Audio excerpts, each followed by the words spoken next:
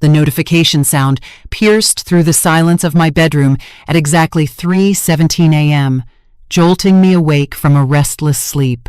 I grabbed my phone, squinting at the bright screen, and my blood turned to ice when I saw the sender's name. Cassidy Morgan, my sister who had been dead for 6 months. The message was simple but terrifying. Check the basement. They lied about everything. Trust no one in that house. Get out now. I'm Brooke Sullivan, a 29-year-old veterinary assistant from Baton Rouge, Louisiana, and I'm about to tell you how one impossible text message from beyond the grave saved my life and exposed the most twisted family conspiracy you've ever heard. If you think you know where this story is going, subscribe now because what I discovered in that basement will haunt me forever. I stared at my phone screen, my hands shaking so violently I could barely hold the device. Cassidy had been killed in what everyone believed was a tragic car accident 6 months ago. Her phone destroyed in the wreck along with her body. There was no logical explanation for how she could be sending me messages, yet here it was, glowing on my screen like a ghost reaching out from the other side. My first instinct was that someone was playing a sick joke on me, maybe using some kind of app or spoofing technology to make it look like the message came from Cassidy's old number. But as I read those words again, check the basement, they lied about everything. Something deep in my gut told me this wasn't a prank. This felt real, urgent, and absolutely terrifying.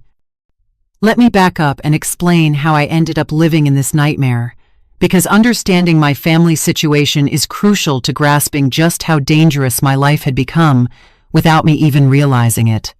I'm Brooke Sullivan, 29 years old, and I work as a veterinary assistant at Bayou Animal Hospital here in Baton Rouge.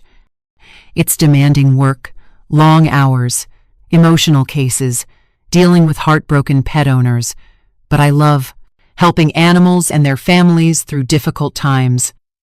6 months ago, my world was completely shattered when my older sister Cassidy died in what police called a single-car accident on Highway 61 just outside the city.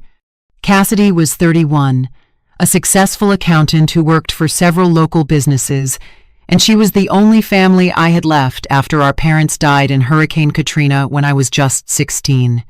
Cassidy and I had been incredibly close, especially after we became orphans and had to rely on each other for everything. She was more than my sister. She was my best friend, my protector, and the person I trusted most in the world. When she died, I felt like half of my soul had been ripped away. After Cassidy's funeral, I was lost and overwhelmed by grief. I couldn't afford to keep my tiny apartment in the French Quarter on my veterinary assistant salary alone, and I was drowning in the costs of her funeral and the emotional weight of losing my last remaining family member. That's when my sister's boyfriend Marcus Thibodeau stepped in with what seemed like a generous offer. Marcus was 35, a successful contractor who owned Thibodeau Construction, one of the largest building companies in southern Louisiana. He and Cassidy had been dating for about 2 years, and he claimed to be just as devastated by her death as I was. "Brooke," Marcus said at Cassidy's wake, his dark eyes filled with what looked like genuine grief. "I know Cassidy would want me to take care of you. Why don't you move into the house? There's plenty of room, and you shouldn't be alone during this difficult time." The house he was referring to was the beautiful Victorian mansion in the Garden District that Cassidy and Marcus had been renovating together. It was enormous, 4 bedrooms, 3 bathrooms, with original hardwood floors and intricate woodwork that Marcus's company had restored to perfection. Living there would save me money and give me time to figure out my next steps. I was hesitant at first. Living with my dead sister's boyfriend felt awkward and potentially complicated. But Marcus was persistent, and honestly, I was too exhausted by grief to make rational decisions. The idea of being surrounded by Cassidy's belongings and memories felt comforting, like I could still feel close to her somehow. "Cassidy talked about you all the time," Marcus told me. "She worried about what would happen to you if anything ever happened to her. Let me honor her memory by making sure you're okay." So I moved into the Garden District mansion, taking the guest bedroom on the second floor, while Marcus continued to live in the master suite he'd once shared with Cassidy. The arrangement seemed to work well initially. We were both grieving and gave each other space to process our loss.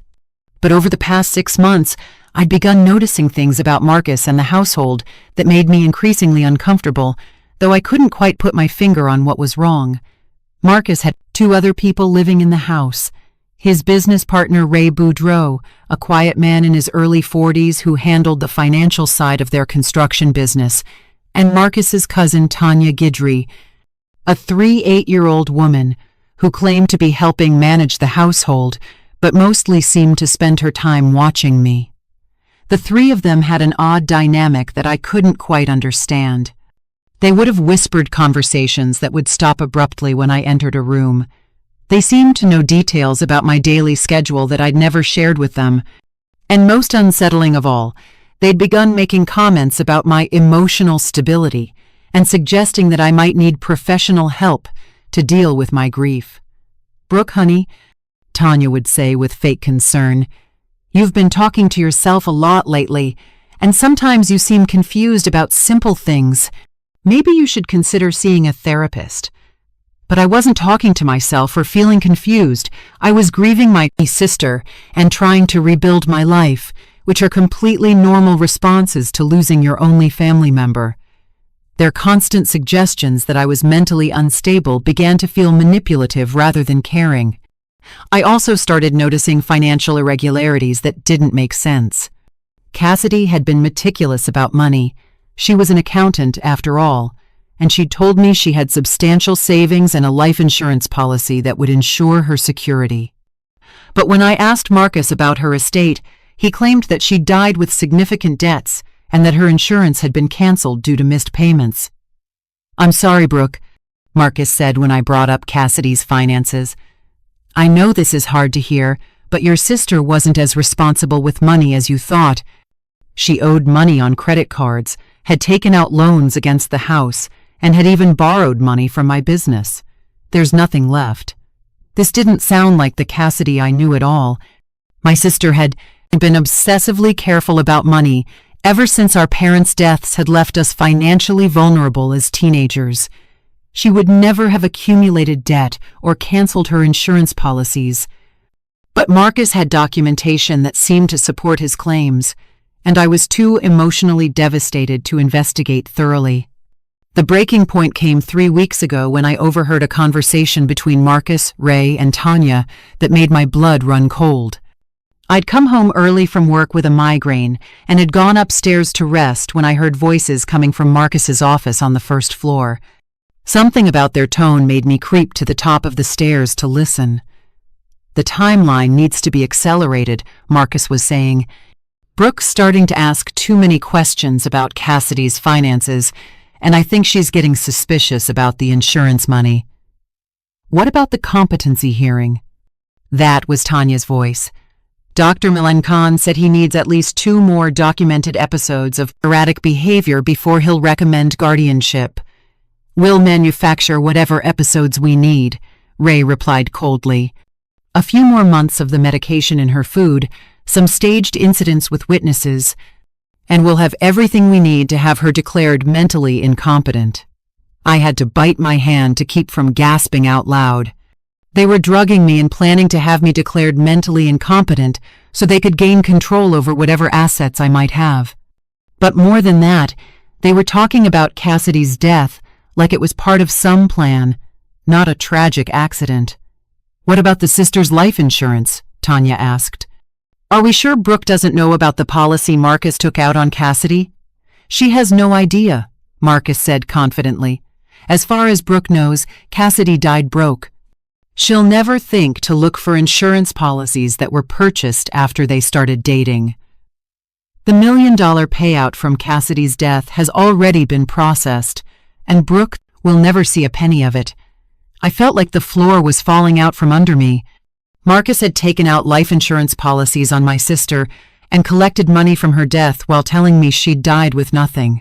And now they were planning to drug me into submission and steal whatever inheritance or assets I might have. But the most horrifying revelation was still coming. "Do you think she suspects anything about how Cassidy really died?" Ray asked. "No," Marcus replied. "The car accident was perfect. No witnesses, no evidence of tampering with the brakes. Just a grieving boyfriend who lost the love of his life in a tragic wreck." That's when I realized I wasn't just living with thieves. I was living with my sister's murderers. I managed to get back to my room without being detected, but I spent the next 3 weeks living in absolute terror. I knew that Marcus, Ray, and Tanya had killed Cassidy for insurance money, and now they were planning to either kill me or drive me insane to cover their tracks and steal whatever money I might inherit. But I felt completely trapped. I had no concrete evidence of their crimes, just an overheard conversation that they could deny. Going to the police with such an incredible story would likely result in them thinking I was experiencing the exact kind of mental breakdown that Marcus and his accomplices were trying to fake. I started being extremely careful about what I ate and drank in the house, suspecting that they'd been drugging my food to make me seem confused and unstable. I also began pretending to be more compliant and less suspicious, hoping they'd let their guard down while I figured out how to escape safely. That brings us back to that terrifying night when I received the impossible text message from my dead sister. After staring at the message for several minutes, trying to convince myself it was some kind of hallucination brought on by stress, I made a decision that would change everything. If this was really somehow a message from Cassidy, if there was any possibility that she was trying to help me from beyond the grave, then I needed to check the basement like her message instructed. And if this was an elaborate prank or psychological manipulation by Marcus and his accomplices, then investigating would help me figure out their game plan. I crept out of my bedroom at 3:30 a.m., listening carefully for any sounds from the other bedrooms. The house was silent. Marcus, Ray, and Tanya all seemed to be asleep. I made my way downstairs as quietly as possible, avoiding the creaky floorboards I'd learned to navigate over the past 6 months. The basement door was located off the kitchen, and I'd rarely had reason to go down there. Marcus had told me it was just storage space for construction materials and old furniture, nothing that would interest me. But as I opened the door and started down the wooden steps, I realized there was much more to the basement than I'd been led to believe. Space was much larger than I'd expected, extending under the entire footprint of the house. But more importantly, it had been converted into what looked like an office or workspace, with filing cabinets, computers, and boxes of documents organized along the walls. I used my phone's flashlight to illuminate the space, afraid to turn on the overhead lights in case someone upstairs noticed. What I found in that basement was evidence of a conspiracy that was far more extensive and horrifying than I could have imagined. The filing cabinets contained detailed information about dozens of women throughout Louisiana and Mississippi. Photos, financial records, personal information, medical histories. It was like Marcus and his accomplices had been systematically targeting vulnerable women for years. I found my own file, labeled Brooke Sullivan, Target 23, and my hands shook as I read through their detailed plans for my destruction. They'd been studying me for months before Cassidy's death, learning my routines, my financial situation, my emotional vulnerabilities. The plan was to use my grief over Cassidy to manipulate me into a dependent relationship with Marcus, then gradually drive me insane, while stealing any assets I might inherit. But Cassidy's file was even more disturbing. It was labeled Cassidy Morgan, Target 22, completed, and it contained detailed documentation of how they'd orchestrated her murder. Marcus had deliberately cultivated a romantic relationship with my sister, specifically to gain access to her finances and to position himself as the beneficiary of life insurance policies he'd convinced her to purchase. The file showed that they'd been drugging Cassidy for weeks before her death, using the same substances they'd apparently been putting in my food. The drugs caused confusion, memory problems, and impaired judgment, which explained why Cassidy had seemed different in the months before her death. I'd attributed her odd behavior to work stress, but she'd actually been fighting for her mental clarity while being systematically poisoned. The car accident had been meticulously planned. Ray, who was apparently an expert in automotive systems, had tampered with Cassidy's brakes in a way that would cause them to fail on a specific stretch of Highway 61. They'd even chosen the location because it was isolated and had no traffic cameras. But the most shocking discovery was a video file on one of the computers labeled Insurance Verification Cassidy Morgan. When I opened it, I found footage of my sister's final moments that made me physically sick to my stomach. The video showed Cassidy in her car, clearly disoriented from whatever drugs they'd given her, as her brakes failed on the dark highway. But instead of a random accident, the footage revealed Marcus following her in another vehicle, making sure the accident happened according to plan. When Cassidy's car went off the road and crashed into the trees, Marcus had waited several minutes before calling 911, ensuring that she wouldn't survive to tell anyone what had really happened. I was sobbing and shaking as I watched my sister die in a murder that had been disguised as an accident. But I was also filled with a rage that gave me the strength to keep searching for evidence. In another filing cabinet, I found documentation of their entire operation. Marcus, Ray, and Tanya had been running what they called inheritance acceleration schemes for over 5 years, targeting women who had substantial assets but limited family connections. They would identify vulnerable women, cultivate romantic relationships or friendships, manipulate them into changing their insurance beneficiaries, and then arrange their deaths in ways that looked accidental. Cassidy had been their 22nd victim, and I was supposed to be number 23. The files showed that they'd already identified their next targets after me, a widow in Shreveport and a divorced teacher in Mobile. They were serial killers operating across multiple states, using Marcus's construction business as cover for their movements and Ray's financial expertise to hide their profits. But the most important discovery was a flash drive hidden in the back of one of the filing cabinets, labeled Emergency Protocols Cassidy. When I plugged it into the computer, I found video messages that my sister had recorded in the weeks before her death. "If you're watching this," Cassidy said in the first video, her face gaunt and her eyes fearful, "it means something has happened to me, and Marcus is probably behind it. I've been feeling sick and confused lately, and I think someone is drugging me. I've hidden evidence of what I've discovered about Marcus and his partners throughout this house, and I've set up an automated system to send messages if anything happens to me."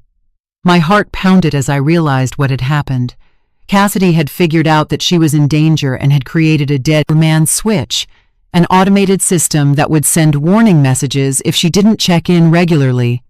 The text message I'd received at 3 a.m. hadn't come from beyond the grave. It had come from a computer program my brilliant sister had set up to protect me. The rest of the videos showed Cassidy documenting evidence of Marcus's crimes, including recorded conversations where he and his accomplices discussed their previous murders. She'd been gathering information to take to the police, but they'd killed her before she could expose their operation. "Brooke," Cassidy said in her final video message, tears streaming down her face, "if something happens to me, don't trust anyone in that house. Marcus, Ray, and Tanya are dangerous people who've killed other women, and they'll try to kill you too if you get too close to the truth. I've hidden copies of all this evidence in safety deposit boxes at 3 different banks, and I've programmed the system to send you the locations and access codes when my regular check-ins stop." As if triggered by my watching the video, my phone buzzed with another message from Cassidy's automated system. This one contained the addresses of 3 banks in Baton Rouge, along with safety deposit box numbers and access codes. My sister had been protecting me even from the grave, making sure I'd have the evidence needed to bring her killers to justice. I quickly copied all the files from the basement computers onto a flash drive I'd brought with me, making sure to document everything I'd found. But as I was finishing up, I heard footsteps upstairs and realized that someone in the house was awake and moving around. Panic shot through me as I realized I was trapped in the basement with incriminating evidence that would get me killed if Marcus and his accomplices discovered what I'd found. I turned off my phone's flashlight and crouched behind one of the filing cabinets, listening to the footsteps above and praying that whoever was awake wouldn't decide to come downstairs. The footsteps moved through the kitchen and then seemed to pause near the basement door. I held my breath, expecting to hear the door open and see Marcus or one of his accomplices coming down the stairs to kill me. But after what felt like an eternity, the footsteps moved away, and I heard a door close somewhere in the house. I waited another 20 minutes before I dared to move, making sure the house was completely quiet again. Then I crept back upstairs, locked the basement door, and returned to my bedroom with the flash drive containing evidence of my sister's murder. But I knew I couldn't stay in that house another minute. Marcus and his accomplices were planning to kill me, and now that I knew the truth about what they'd done to Cassidy, I was in immediate danger. I needed to get out of the house and contact law enforcement before they realized I discovered their secret operation. I grabbed a small overnight bag and packed only the essentials, some clothes, my phone charger, and the flash drive with evidence. I also wrote a quick note explaining where I was going and left it hidden in my room in case something happened to me and police needed to understand what I'd discovered. Getting out of the house without waking anyone was terrifying, but I managed to slip out through the back door and make it to my car parked on the street. My hands were shaking so badly I could barely start the engine, but I forced myself to drive calmly and quietly away from the Garden District mansion that had been my prison for 6 months. I drove straight to the Baton Rouge Police Department, where I demanded to speak to a detective immediately. At first, the overnight staff thought I was having some kind of mental breakdown, showing up at 4:30 a.m. with wild claims about murder conspiracies and messages from dead people doesn't exactly inspire confidence in your mental stability. But when I showed them the videos Cassidy had recorded and the documentation I'd found in the basement, everything changed. Detective Sarah Como, a veteran investigator with the Violent Crimes Unit, took over my case and immediately dispatched units to the Garden District House to arrest Marcus, Ray, and Tanya. Unfortunately, when police arrived at the house, all 3 suspects had fled. They'd apparently discovered that I was missing and realized their operation had been compromised. But the evidence I'd provided was so comprehensive that statewide arrest warrants were issued within hours. The safety deposit boxes that Cassidy had prepared contained even more evidence: financial records, recorded conversations, and documentation linking Marcus and his accomplices to over 20 suspicious deaths across Louisiana, Mississippi, and Alabama. My sister had been building a case against them for months before they killed her. Marcus Thibodeau, Ray Boudreau, and Tanya Guidry were captured 3 days later trying to cross the border into Mexico. They were each charged with multiple counts of first-degree murder, insurance fraud, and conspiracy. The case made national news because of the sophisticated nature of their operation and the fact that they'd been killing women for years while hiding behind Marcus's legitimate construction business. During the trial, I learned even more horrifying details about how they'd targeted my sister and me. They'd been watching our family since Hurricane Katrina, identifying us as ideal victims because we were orphans with limited support systems. Marcus had deliberately positioned himself to meet Cassidy, spending months learning her interests and preferences to make himself seem like the perfect boyfriend. The prosecution was able to prove 23 separate murders committed by the group, with Cassidy being their 22nd victim. I would have been number 23 if not for my sister's brilliant planning and her determination to protect me even after death. Marcus, Ray, and Tanya were all sentenced to life in prison without the possibility of parole. Marcus tried to claim during sentencing that he'd actually loved Cassidy and that her death had been a tragic mistake, but the evidence of his calculated planning made it clear that every aspect of their relationship had been a manipulation designed to steal her money and ultimately kill her. The trial also revealed the full scope of their financial crimes. They'd stolen over $8 million from their victims over 5 years, money that was recovered and returned to the families of the women they'd killed. The life insurance payout from Cassidy's death was returned to me as her rightful beneficiary, along with her actual assets that Marcus had lied about. Today, 8 months after that terrifying night when I received Cassidy's message from beyond the grave, I'm rebuilding my life with a new understanding of how precious and fragile family bonds really are. I've moved to a new city, Austin, Texas, where I'm working at an animal rescue organization and slowly healing from the trauma of discovering that my sister's death wasn't an accident. I've also become an advocate for other families who've lost loved ones in suspicious circumstances, helping them investigate cases where the official cause of death might not tell the whole story. My experience taught me that sometimes the people closest to us are the most dangerous, and that trusting your instincts about suspicious behavior can literally save your life. The automated messaging system that Cassidy created to protect me has been studied by law enforcement agencies across the country as an example of how victims can take proactive steps to ensure justice even if they don't see it themselves. My sister's brilliant planning not only saved my life, but also brought down a murder conspiracy that had been operating for years. I think about Cassidy every day, and I'm grateful that she loved me enough to spend her final weeks creating a safety net that would protect me from the people who killed her. That 3 a.m. text message wasn't supernatural. It was the product of my sister's intelligence, her determination to keep me safe, and her refusal to let Marcus and his accomplices get away with their crimes. I'm Brooke Sullivan, and I learned that sometimes the most important messages come from the people who love us most, even when they're no longer here to deliver them in person. Cassidy's final gift to me wasn't just the evidence that brought her killers to justice. It was the reminder that family bonds are strong enough to transcend death itself. And if you ever find yourself in a situation where something feels wrong about a loved one's death, trust your instincts and investigate. Sometimes the truth is more horrifying than you can imagine, but discovering it might be the only thing that saves your life.